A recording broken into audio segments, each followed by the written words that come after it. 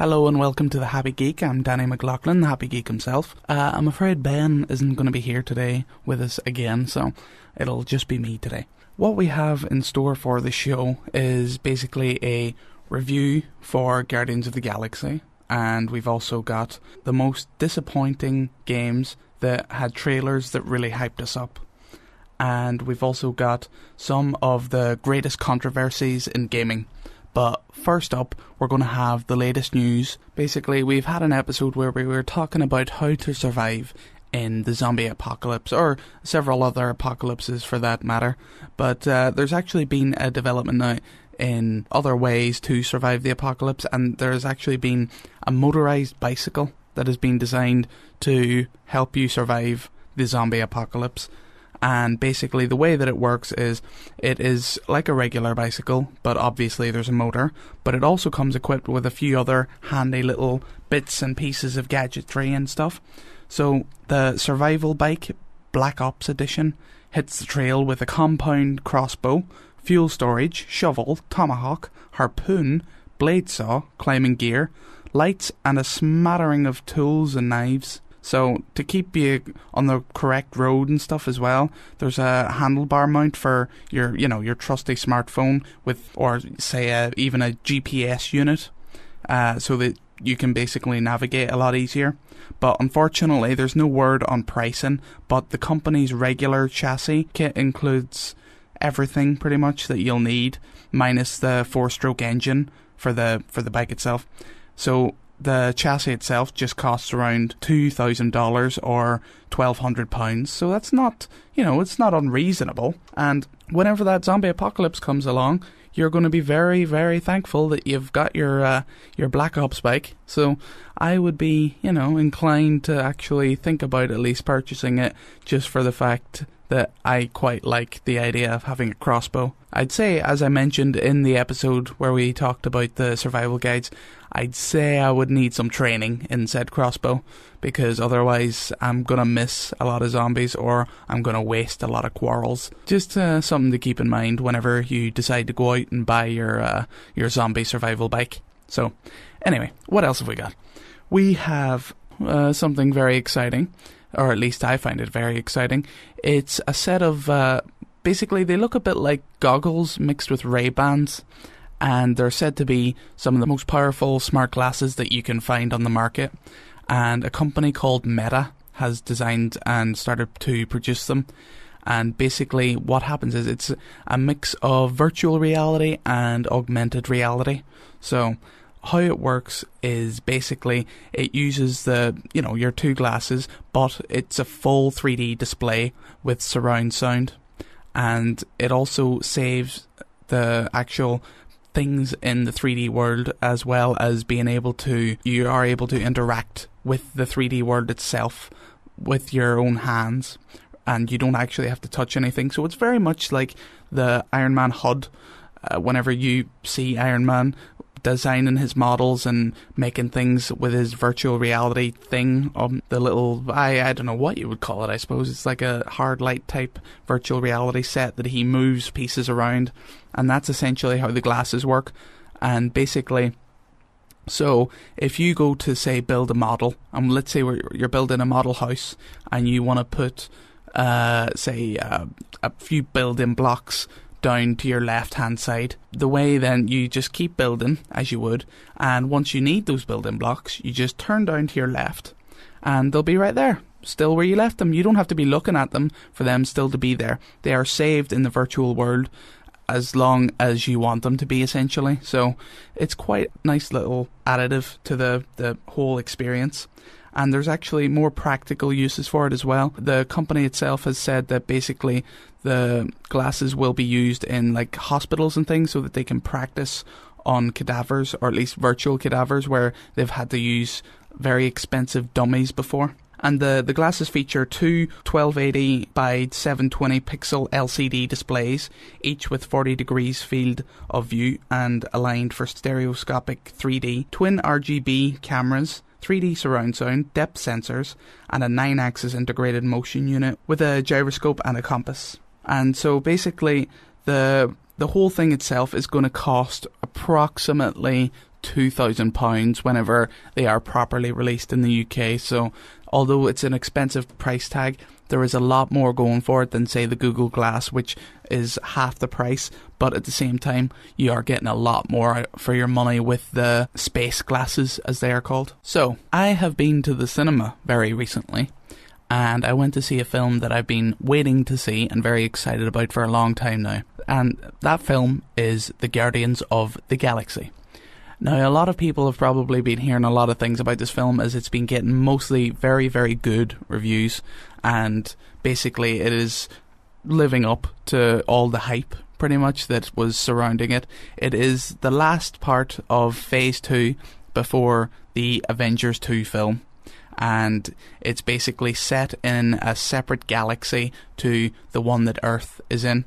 So it's got nothing really to do yet with the main galaxy surrounding all the Hulk and Iron Man and Thor and all them guys. They're all separate now to the Guardians of the Galaxy at the moment, and they'll probably come together in the third Avengers film. But what got me excited about the Guardians of the Galaxy was basically the whole approach to the film, and that comes from the story and even the marketing itself. Now, the marketing was basically, they used trailers and things properly. They didn't just use it for showing off explosions and space battles and things like that, and people wearing very scantily clad outfits and stuff like that. So basically it just means that they were able to show off the characters and the story itself. Not even so much the story, they just focused on the characters. So you've got the main character, Peter Quill, you've got Gamora, you've got Drax the Destroyer, you've got Rocket Raccoon, and you've got Groot. Now I'll go into each of these characters a little bit more, and that's after I talk about the story a little bit. So the main story involves the main character, Peter Quill, going to this strange planet to find this orb so that he could sell it for an awful lot of money. That is simply what it is. But in the sidelines, there's also this very tenuous treaty between the Xandar and the Kree. And basically, it's a very tenuous thing, and the Kree don't really like anyone. They're pretty much the warmongers among all the other alien species in the universe. So there's a character, he's the main antagonist in the film, that's called Ronan the Accuser, and he is basically acting as a type of terrorist and is attacking the Xandar anyway, and even though they've got this treaty. So basically he's just made a pact with some unknown figure who later becomes, well, known and finally is seen for the first time, really, that isn't a post-credit scene. And basically then, through this friendship, he has a means to actually destroy the Xandar planet, and he has to use the orb that Peter Quill has sort of stumbled upon. And then he sends Gamora to go and fetch the orb, but obviously there's something happens in between, and basically the whole group get captured. So Peter Quill gets captured, Gamora gets captured, and Rocket Raccoon and Groot also get captured while trying to capture Peter Quill himself, because there's a bounty on his head, and that leads to them going to prison. And in prison is where they meet Drax the Destroyer, and basically Drax the Destroyer absolutely despises Gamora because Ronan the Accuser killed his wife and child, and obviously he blames Gamora because she is a servant of Ronan the Accuser. So that means basically that he tries to kill Gamora, but Peter Quill saves her, and then they start an alliance, the whole group start an alliance then, and they escape the prison. And basically that is the how everything begins, and I won't go into too much detail what happens later because it's better that you experience it yourself. But the characters themselves, Gamora is basically a super assassin. Peter Quill is just a renegade, and he's a bit of a maverick, and he's got like space boots and stuff so he can fly, which is pretty cool. You've also got Drax the Destroyer, who I mentioned, and he's just this insane, really skilled assassin as well. And you've also got Groot, who is basically a tree, and he's immortal, so he can't actually die. You've also got then Rocket Raccoon, who's probably one of the best characters in it, who is a raccoon, essentially, that can talk and has been genetically enhanced and manipulated through cybernetics. So this group then get together and realise basically that the orb is very, very important, and then have to fight against the evil forces who are trying to capture it. What happens is Peter Quill, the main character, we meet him in the very beginning of the film as a small child, and he's sitting in a hospital, and his mother is there. She's dying of cancer, and the last we hear is she's sort of talking about his father a little bit, and then she just dies outright. And so the son, distraught and upset, obviously, runs from the hospital, runs outside, and is then abducted by aliens. And that's essentially how he ends up becoming a space pirate type guy. And he falls in with this gang, and then he actually goes out and becomes a ravager on his own, and he goes and finds the orb that I mentioned in the last part. But he is basically a nice guy, but at the same time he's not that nice of a guy. He's a bit of a ladies' man, and he likes to, try to chat up whoever's nearest him and all that sort of stuff. There's also Gamora, who I mentioned before as well. She is the daughter of Thanos, and she absolutely despises him as well, because he pretty much told her to kill her own family, and then decided that she would be his daughter. And he pretty much lords over both Gamora and Gamora's sort of adopted sister, Nebula, who is also, is a Kree who has been augmented through lots of cybernetics and things like that. And basically, Gamora has been trained since she was very, very young by Thanos to be a weapon. So obviously she holds a lot of hostility against Thanos, and she was going to use the orb to sell it and get away from him, but that goes awry.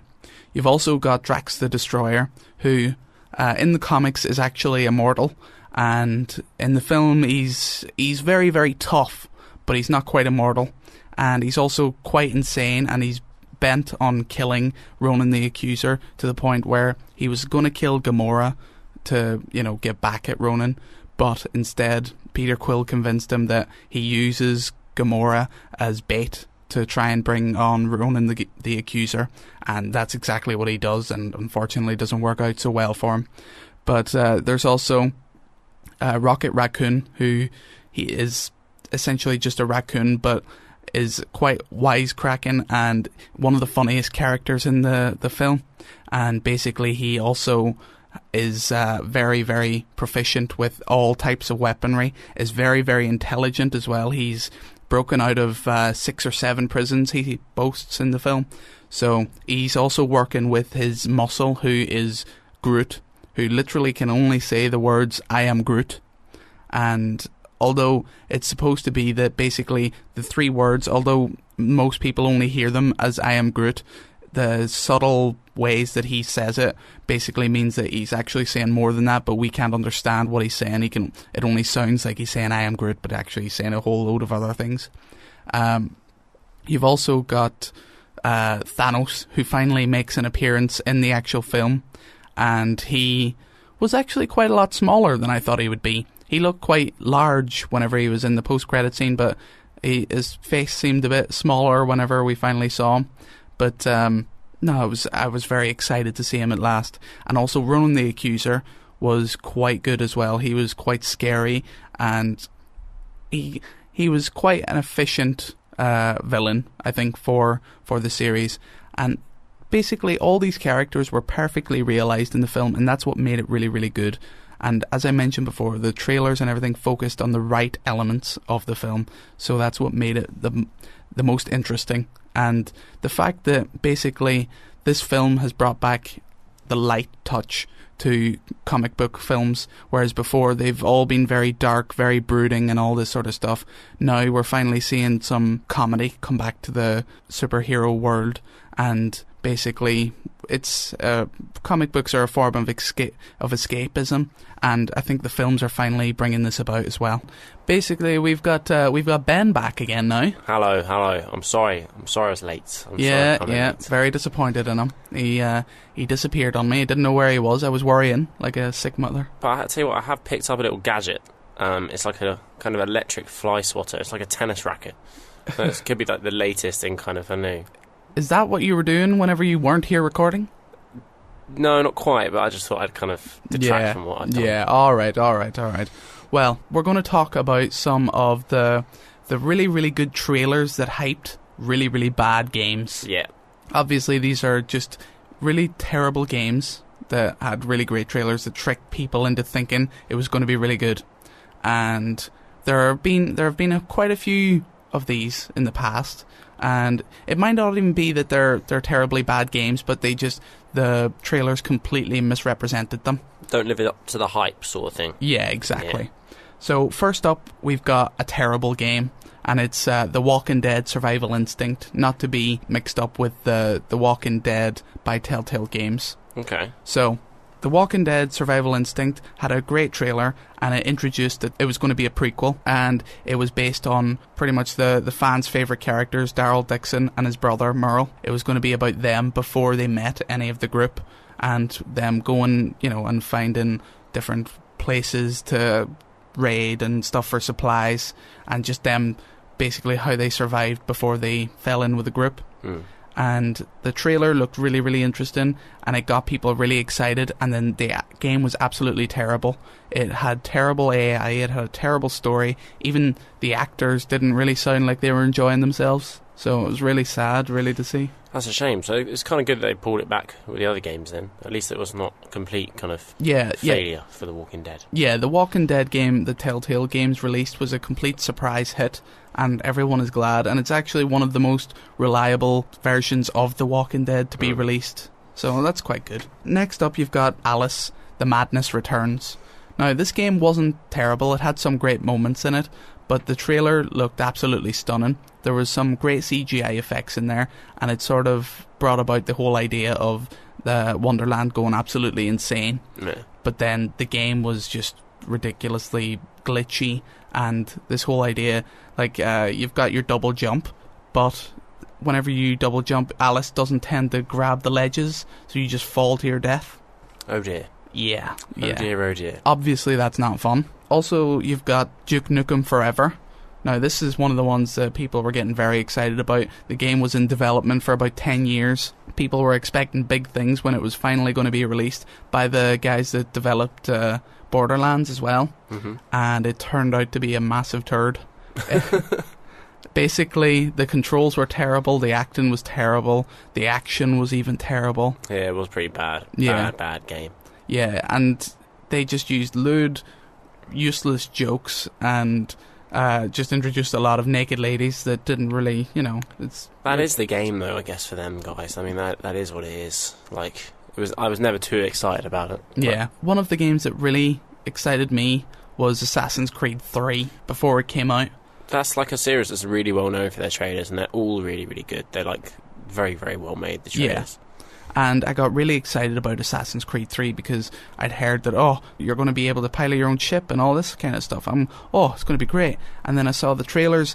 Oh my god, it's during the revolution. Oh, it's going to be great. Oh, I can't wait. Oh, it's terrible. Yeah, poor game. Poor game. Just bad story, bad characters. The main protagonist was pretty naive and pretty useless most of the time. Yeah. And the combat was way too easy. And there was no challenge in the game at all. You could say that about another Ubisoft game. I mean, Watch Dogs as well was a little bit disappointing too. Yeah, but the game that really takes the mantle of this sort of thing is Dead Island. And it had one of the best trailers ever. It had this slow motion reverse time type thing, and if you haven't seen it, you should look it up, because on its own it's a perfect sort of representation of what a really good game could have been. And the game that was released had literally nothing to do with the trailer that we saw. Basically, we thought that this trailer was for a game that's going to be based solely on story and things like that, and it looked like it would be really exciting and really heartfelt and things like that, a bit like The Last of Us, but it ended up being a bit more like one of the worst Resident Evil titles. Yeah, it's a bit of a cheap game, really. Like, not something you'd really pick up and it's very, see as a classic. Yeah, very mixed reviews. Although it has some good moments too, it wasn't all that great. There's another one as well that I played, Thief. I was always excited by the trailers for that, and it was always had that kind of mood, but they just never delivered with the actual gameplay and the actual mission design. Yeah, and it's unfortunate, really. It's a shame. Alright, so we were talking about some of the greatest trailers that hyped us up for some really terrible games, but now we're going to go on to some of the greatest controversies involving gaming. Now, this is something that I can definitely... I've been there, seen a lot of these controversies over the course of time. Yeah, and basically the first one that I wanted to get into was something I thought was a bit odd. Basically, in Mass Effect, you can play as a male or a female character. And it happened to be that if you played as a female character, that there would be like a lesbian sex scene. And although I say it's a sex scene, there's actually no nudity or anything like that. There's just some kissing or whatever, and that's pretty much it. And there was a whole uproar about it because you can't have woman on woman in a video game. There's children play these games. Well, that's not your fault if the children plays the game. It's not released for... Yeah. In the same way that porn isn't released for children, these games aren't released for children. Yeah, exactly. The warning is right there on the label. But still, politicians, if they get that opening, they'll take it. They'll go for it. They'll run with it. And for this, they did. And it was unfortunate. But luckily, BioWare didn't back down. They didn't try to take it out or anything like that. So, power to them for that. You're quite right. Next, you've got Manhunt 1 and 2. Yeah, this is just a series that's, like, for a lot of people, is the worst thing that ever could have existed. Yeah, exactly. Like, it got to the point where the second game was banned in the UK, and pretty much a lot of the EU as well, wasn't it? Yeah, it kind of didn't really get... I think it's released on maybe two platforms a lot later. It got released. You can get it now, but back when it was first released, at least for a couple of years, you couldn't get it. And this was because of the particularly violent content. Now, this is obviously, it's a very violent game. It's all about you pretty much killing a lot of people. And that is essentially the gameplay mechanics. There's lots of different ways that you have to try and kill the people. But basically, it's a kill or be killed type of scenario. And that's essentially what the game is. And unfortunately, they got a lot of flack for it. So. I think what happened with Manhunt is that it was actually the retailers responding to the criticism and actually pulled it off the shelves. Yeah. I don't think it would have actually come off the shelves because of any sort of regulations. But I think the actual retailers took the step to take it off just to please families and please against the pressure. Yeah. The worst thing is that the games aren't actually that good. They're like pretty difficult to play. They're pretty boring, actually. If it wasn't for the killing, they'd be a pretty average game. Yeah, definitely. Also, you've got... I thought it was quite funny whenever it was first released, but remember whenever PlayStation 3 first came out, and you could get Resistance Fall of Man, and there was a whole big controversy because there was a mission set in the cathedral in Manchester. Yeah, I remember this, yeah. Yeah, basically they didn't want aliens and stuff running wild in a cathedral, and then you having to shoot the place up. So there was a whole thing in the news for a long time that, oh my god, how could they do this? They've defecated all over this cathedral by throwing it into their game. And I was like, what do you care? Yeah, why not? I mean, it's a place just the same as anything else. I mean, if that was to actually happen in real life as well, I mean, the aliens aren't going to be choosy about where they choose to attack anyway. Yeah, exactly. They wanted the game banned altogether for this. Wow. Yeah, for this level, but luckily, again, the developers didn't bow down, and even the retailers didn't bow down. There's plenty of games that feature churches in them in some like form or another. I mean, Resident Evil 4's got the church at the beginning. Yeah, but I don't think it's so much the church, but it's actually that it's a recognisable cathedral within. Okay. Yeah. Well, what about Assassin's Creed then? Assassin's Creed, you got like the Vatican and like all the stuff in Renaissance Italy. Yeah, it's a bit odd. I don't know why they took so much, flack for... They're wrong anyway. They're really wrong. Yeah, exactly. Next up, you've got the hot coffee from San Andreas. Now, this one was absolutely hilarious, and basically what happens is you can take characters out on dates in the game, and if you come back, and basically there's it's not quite a glitch, but it's very difficult to do. It's hidden in the game. It's like a mod of the files. Yeah. So you have to then, you can actually go into the woman's house for coffee, and basically then you end up having intercourse. It's like a mini game, isn't it? Yeah, and it's quite visual, and you have to interact. There is literally no nudity at all, and it's just a lot of very provocative actions. And then it led to, whenever news and everything caught hold of it, they ended up having the games taken off the shelves and sent back and all this sort of stuff. It was the worst thing ever. Oh, it was ridiculous. This is an 18 game, and like worse things are on the telly, worse things are on like everything, and somehow that's in a game, just completely changes it. Although the next one up is one that actually annoyed me, and that's the No Russians mission in Modern Warfare 2. And I think that mission was just there for the controversy. Yeah, exactly. And it sold the game. So in fairness, they actually succeeded doing the right thing for them. They made more money off it just because of the controversy. It was a level that was pretty much just shoehorned in. Just for no reason, really. I mean, it could have been a cutscene. You didn't actually have to interact. I felt it was quite interesting that you had to go along with it. Yeah. Like, it's an interesting story device, but it wasn't there for that reason. It was there to stir out controversy for a reason. Yeah, pretty much. So basically you had to mow down a load of people in an airport for no good reason, really. I mean mow down, like, with a gun, not with a lawnmower, because that would be a bit weird. Yeah. But yeah, so that was the whole idea of the level, and basically I don't really think it was worth it, or really worth being in the game, other than them just creating a controversy for nothing. So you've been listening to The Happy Geek on Spectrum Digital, and we've been talking about, some of the latest news. We've talked about the Guardians of the Galaxy. Ben joined us then. I was late. I'm really sorry. Yeah. I'm really sorry. And we talked about some of the worst video games that were really hyped with very good trailers. And we were then talking about some of the greatest controversies in gaming. Yeah, so you've been Danny McLaughlin, haven't you? Yeah, and I'm sure you've been Ben Tucker. Well, maybe like half of Ben Tucker, not quite the full package that you normally get. Yeah, you're dying a little bit, aren't you? Alright, well, tune in next time. Same time tomorrow, I'm sure. Bye-bye. Bye-bye.